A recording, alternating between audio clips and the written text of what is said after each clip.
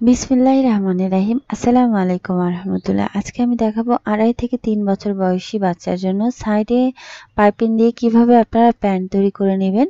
তো এখানে আমি পুরো কাপড়টাকে ফোল্ড করে নিয়েছি। তো এক ভাঁজে 2 পাট কাপড় এভাবে করে বসিয়ে দিয়ে প্রথমে আঁকাবাঁকা পোর্শনগুলো কাট করে নিচ্ছি।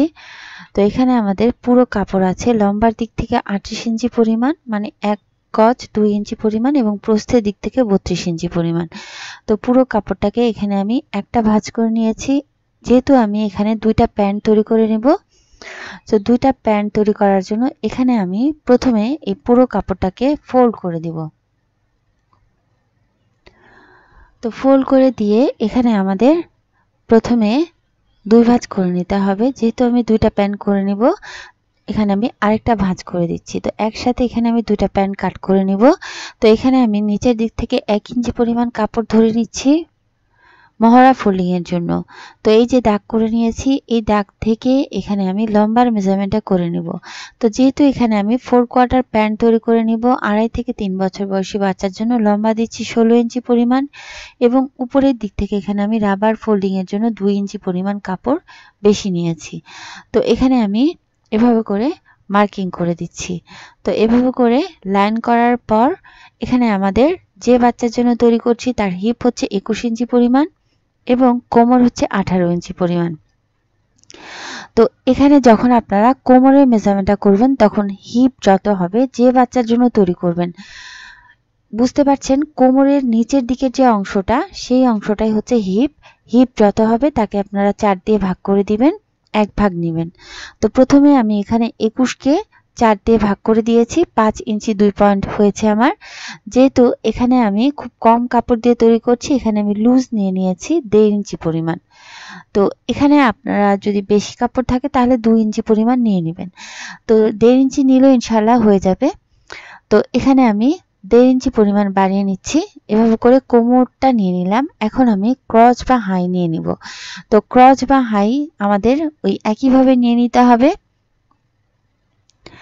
তো কোমর যত, মানে হিপ যত, তাকে আমি 4 দিয়ে ভাগ করে দিয়েছি, 1 ভাগ নিচ্ছি। এখানে 1 ভাগ হচ্ছে 5 ইঞ্চি 2 পয়েন্ট পরিমাণ, এবং এখানে আমি হাই বা ক্রচের লুজের জন্য নিয়ে নিচ্ছি আরও 2 ইঞ্চি পরিমাণ বেশি। তো এখানে আমাদের 7 ইঞ্চি 2 পয়েন্ট পরিমাণ নিলে ইনশাআল্লাহ হয়ে যাবে। তো এখানে আমাদের লাইন করে নিতে হবে। লাইন করে নেওয়ার পর সামনের দিকে একটু অংশ আমাদের বাড়িয়ে নিতে হবে। এখানে আমাদের হাইয়ের শেপ বা ক্রচের শেপ দেওয়ার জন্য আমি এখানে 1.5 ইঞ্চি কাপড় বেশি নিচ্ছি। তো প্রথমে আমি এখানে লাইন করে দিচ্ছি। তো তারপর লাইন করে দেওয়ার পরে এখানে আমাদের শেপ করে দিতে হবে। তো হালকা করে শেপ করে দিবেন, বেশি ডিপ করা যাবে না। এখন আমি এখানে মহড়া নিয়ে নিচ্ছি। তো মহড়া এখানে আপনারা 5 ইঞ্চি পরিমাণ বা 5.5 ইঞ্চি পরিমাণ নিয়ে নিতে পারেন। এখানে আমি একটু ন্যারো করব নিচের দিকে, যার কারণে এখানে আমি 4.5 ইঞ্চি পরিমাণ নিচ্ছি এবং এক্সট্রা করে মার্জিন ধরে নিচ্ছি 1 ইঞ্চি পরিমাণ। তো এভাবে করে এখানে আমাদের শেপটা করে দিতে হবে। তো এক্সেস করে এখানে আপনাদের মার্জিন ধরে নিতে হবে এবং নিচের দিক থেকে একটু বাড়তি করে কাট করে নিতে হবে। তো এখন দাগ অনুযায়ী কাট করে নিচ্ছি। তো আলহামদুলিল্লাহ এখানে আমাদের একই সাথে 2টা পায়জামা বের হয়ে যাবে। ছোট ছোট কাটমার্কগুলো করে দিতে ভুলবেন না। তো এখানে মোট আমাদের 4টা পার্ট আছে, মানে এক সাইডে এখানে আমাদের 2টা পার্ট আছে, এবং এই যে এই সাইডেও এখানে আমাদের 2টা পার্ট আছে। একই সাথে 2টা পায়জামা আলহামদুলিল্লাহ আমার কাটা কমপ্লিট। তো সেলাই ভিডিওতে চলে যাই, চলুন দেখে নেই কিভাবে এই পায়জামাটা আমি বা প্যান্টটা সেলাই করছি।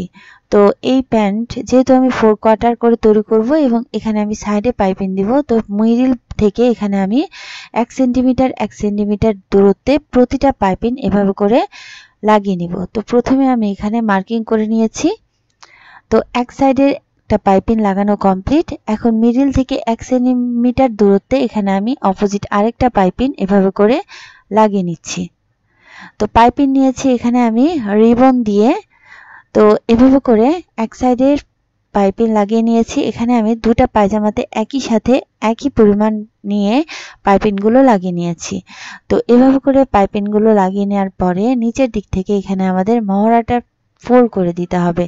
যতটুকু কাপড় নিয়েছিলাম ততটুকু কাপড় ডাবল ফোল্ড করে এখানে আমি সেলাই করে দিচ্ছি। তো এক সাইডের মহড়াটা যেভাবে করে আমি সেলাই করে দিয়েছি, অপোজিট যে আরেকটা সাইড আছে ঠিক একইভাবে এখানে আমি ফোল্ড করে দিচ্ছি। ফোল্ড করে দিয়ে এখানে আমি সেলাই করে দিচ্ছি। তো আলহামদুলিল্লাহ এভাবে করে দুই সাইডের মহড়ায় এখানে আমি সেলাই করে নিয়েছি। এখন দুই সাইডের মহড়াটা সেলাই করার পরে এখানে আমাদের এভাবে করে ভিতরের দিকে সোজা সাইডটা এবং উপরের দিকে উল্টা সাইডটা রেখে হাইটা বা ক্রচের যে শেপটা সেই শেপটা সেলাই করে দিতে হবে। সমান করে ধরে নিচ্ছি। ধরে নেওয়ার পরে এখানে আমি এভাবে করে মেলে ধরবো এবং এখানে আমি চাপ সেলাই বসিয়ে দিব। এক সাইডে যেভাবে করে সেলাই করে নিয়েছি অপোজিট সাইডে ওই একইভাবে ভিতরের দিকে সোজা সাইডটা এবং উপরের দিকে উল্টা সাইডটা রেখে এখানে আমি সেলাই বসিয়ে দিব। যে কোনো সাইড থেকে সমান করে ধরে নেবেন এবং উপর থেকে নিচে বা নিচ থেকে উপরে এখানে আপনারা এভাবে করে সেলাই বসিয়ে দিবেন। তো একইভাবে এখানে আমি মেলে ধরছি। মেলে ধরে এখানে আমি চাপ সেলাই বসিয়ে দিচ্ছি। তো এভাবে করে শেপটা সেলাই করার পরে বা ক্রচের বা হাইয়ের শেপটা সেলাই করার পরে এখানে আমাদের মহড়া থেকে হাই পর্যন্ত ধরে নিতে হবে এবং সেলাই করে নিতে হবে। তো এভাবে করে মেলে ধরছি। মেলে ধরার পর দুই সাইডের মহড়া এখানে আমি ধরে নিচ্ছি। দুই সাইডের মহড়া থেকে হাই পর্যন্ত এভাবে করে আমাদের সেলাই বসিয়ে দিতে হবে। তো অবভিয়াসলি এখানে যখন আপনারা সালোয়ার বা প্যান্ট বা পায়জামা সেলাই করবেন তখন কিন্তু আপনাদের ডাবল সেলাই করে দিতে হবে। তো এখানে আমি মিলিয়ে ধরছি। মিলিয়ে ধরে এখানে আমি ডাবল সেলাই করে দিচ্ছি। তো আলহামদুলিল্লাহ এভাবে করে সেলাই করে নিয়েছি। তো এখন আমাদের উপরের দিকে সেলাই করে নিতে হবে, মানে চিকন রাবারের জন্য এখানে আমি সেলাই করে নেব। ছোট ছোট কাটমার্কগুলো করে দিতে ভুলবেন না। তো এখন আমাদের এখানে যতটুকু আমি রাবারের জন্য নিয়েছিলাম ভিতরের দিকে মানে সোজা সাইডে এখানে আমাদের মার্ক করে দিতে হবে। দেন এখানে আমি প্রথমে একটা ফোল্ড করে দিয়ে তারপর আরেকটা ফোল্ড করে দিব। তো এখানে চিকন করে একটা ফোল্ড করে দিবেন। ফোল্ড করে দিয়ে এখানে আপনাদের যতটুকু পরিমাণ রাবারের জন্য নিয়েছিলেন ততটুকু পরিমাণ এভাবে করে ফোল্ড করে দিয়ে প্রথমে আমি পিন দিয়ে আটকে নিচ্ছি। পিন দিয়ে আটকে নিয়ে মানে পুরো কোমরে পিন দিয়ে আটকে নিচ্ছি এবং এভাবে করে প্রথমে আমি সেলাই করে দিব। যেহেতু চিকন রাবার দিব এখানে আমি কিছু অংশ ফাঁকা রাখবো। ফাঁকা রেখে প্রথমে আমি নিচের দিকে অংশটা এভাবে করে সেলাই করে আটকে দিব। তো প্রতিবারই যখন আমি সেলাই করব যেহেতু চিকন রাবার দিব এখানে আমি দুইটা রাবার দিব, তার মানে এখানে আমাদের দুইটা ঘর তৈরি করে নিতে হবে। তো প্রথমে আমি নিচের দিক থেকে এভাবে করে কিছু অংশ ফাঁকা রেখেছি। 1.5 ইঞ্চি পরিমাণ ফাঁকা রেখে এভাবে করে আমি নিচের ঘর তৈরি করে নিলাম। এখন আমি উপরের দিকে মানে মিডল বরাবর এখানে আরেকটা সেলাই করে দিব যাতে করে রাবারের জন্য এখানে আমাদের দুইটা ঘর তৈরি হয়ে যায়।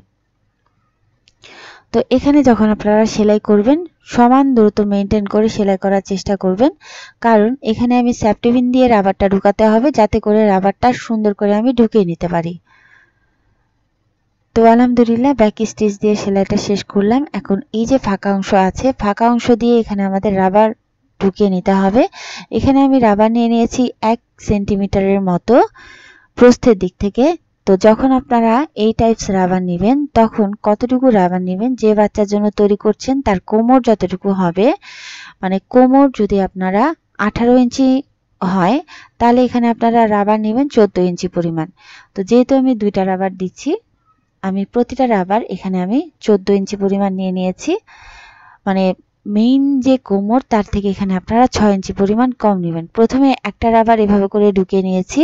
ঢুকিয়ে নেওয়ার পর এখানে আমি রাবারগুলো এভাবে করে সেলাই করে দিয়েছি।